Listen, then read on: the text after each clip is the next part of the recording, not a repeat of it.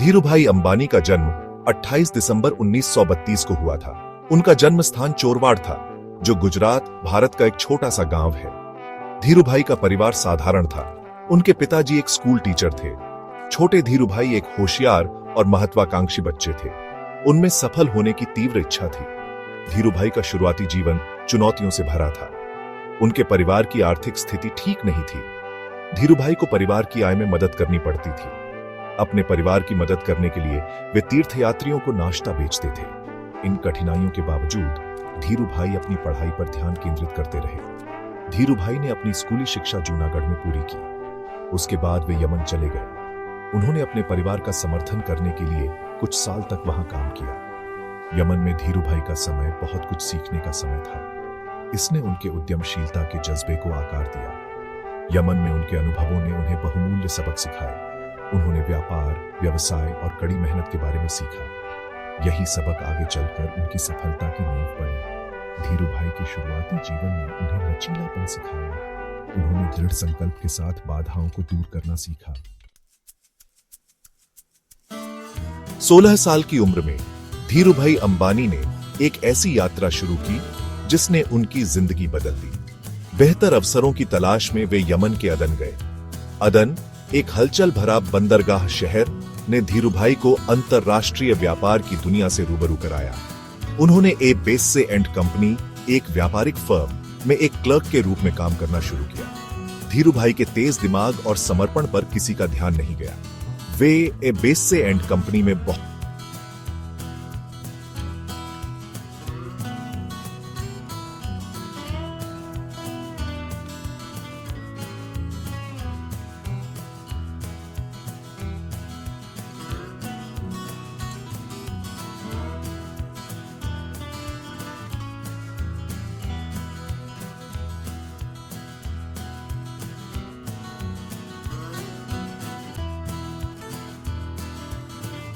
में उनके लिए अमूल्य साबित होगा जब उन्होंने रिलायंस इंडस्ट्रीज की स्थापना की। अदन में धीरूभाई का समय उनके जीवन का एक महत्वपूर्ण मोड़ था। इसने उनकी उद्यमशीलता की भावना को प्रज्वलित किया और उन्हें एक बिजनेस टाइकून बनने की राह पर अग्रसर किया। 1960 के दशक की शुरुआत में धीरूभाई अंबानी भारत लौट आए। वे अपने साथ अनुभव का खजाना और कुछ अलग करने की तीव्र इच्छा लेकर आए थे। उस समय भारत एक नव स्वतंत्र राष्ट्र था। इसने इच्छुक उद्यमियों के लिए बहुत सारे अवसर प्रस्तुत किए। धीरूभाई ने अपनी जन्मजात व्यावसायिक कुशाग्रता के साथ इन अवसरों को पहचाना। उन्होंने कपड़ा उद्योग में कदम रखने का फैसला किया। 1966 में उन्होंने रिलायंस इंडस्ट्रीज की स्थापना की। रिलायंस की शुरुआत मुंबई में एक छोटी सी टेक्सटाइल ट्रेडिंग कंपनी के रूप में हुई। धीरूभाई का विजन स्पष्ट था। वे एक ऐसी विश्व स्तरीय कंपनी बनाना चाहते थे जो भारत के विकास में योगदान दे। धीरूभाई का नेतृत्व और व्यावसायिक रणनीतियां क्रांतिकारी थीं। वे बैकवर्ड इंटीग्रेशन में विश्वास करते थे, पूरी उत्पादन प्रक्रिया को नियंत्रित करते थे। इस दृष्टिकोण ने रिलायंस को प्रतिस्पर्धी कीमतों पर उच्च गुणवत्ता वाले उत्पादों की पेशकश करने में मदद की। धीरूभाई का अटूट दृढ़ संकल्प और कड़ी मेहनत रंग लाने लगी। रिलायंस इंडस्ट्रीज का तेजी से विकास हुआ। इसने अपने संचालन और बाजार हिस्सेदारी का विस्तार किया। धीरूभाई की सफलता केवल उनकी व्यावसायिक कुशाग्रता के कारण नहीं थी, उनमें लोगों से जुड़ने की असाधारण क्षमता थी। उन्होंने अपने कर्मचारियों, ग्राहकों और निवेशकों के साथ मजबूत संबंध बनाए। भाग 4, महत्वाकांक्षा के धागे, टेक्सटाइल क्रांति। धीरूभाई अंबानी के नेतृत्व में रिलायंस इंडस्ट्रीज ने भारतीय कपड़ा उद्योग में क्रांति ला दी। उन्होंने अभिनव विनिर्माण प्रक्रियाओं और उच्च गुणवत्ता वाले कपड़ों की शुरुआत की। धीरूभाई भारतीय उपभोक्ता की नब्ज को समझते थे। उन्होंने सस्ती और फैशनेबल टेक्सटाइल की पेशकश की जो उनकी आवश्यकताओं को पूरा करती थी। रिलायंस का विमल ब्रांड भारत में एक घरेलू नाम बन गया। यह गुणवत्ता और सामर्थ्य का प्रतीक बन गया। धीरूभाई की मार्केटिंग रणनीतियां भी उतनी ही नवीन थीं। उन्होंने बड़े पैमाने पर विज्ञापन अभियान शुरू किए जिन्होंने जनता की कल्पना को आकर्षित किया। उन्होंने अपने उत्पादों को बढ़ावा देने के लिए बॉलीवुड सितारों और यादगार जिंगल का इस्तेमाल किया। धीरूभाई का विजन सिर्फ टेक्सटाइल बेचने से कहीं आगे तक फैला हुआ था। वह एक ऐसा ब्रांड बनाना चाहते थे जो विश्वास और विश्वसनीयता का प्रतिनिधित्व करे। वे पैसे के लिए मूल्य प्रदान करने और ग्राहकों की अपेक्षाओं को पार करने में विश्वास करते थे। कपड़ा उद्योग में रिलायंस की सफलता ने कंपनी की किस्मत बदल दी। इसने धीरूभाई की महत्वाकांक्षी विस्तार योजनाओं की नींव रखी। उन्होंने रिलायंस को विभिन्न क्षेत्रों में रुचि रखने वाले समूह के रूप में देखा। भाग 5।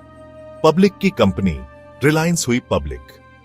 1977 में धीरूभाई अंबानी ने एक साहसिक कदम उठाया जिसने भारतीय पूंजी बाजारों का परिदृश्य बदल दिया।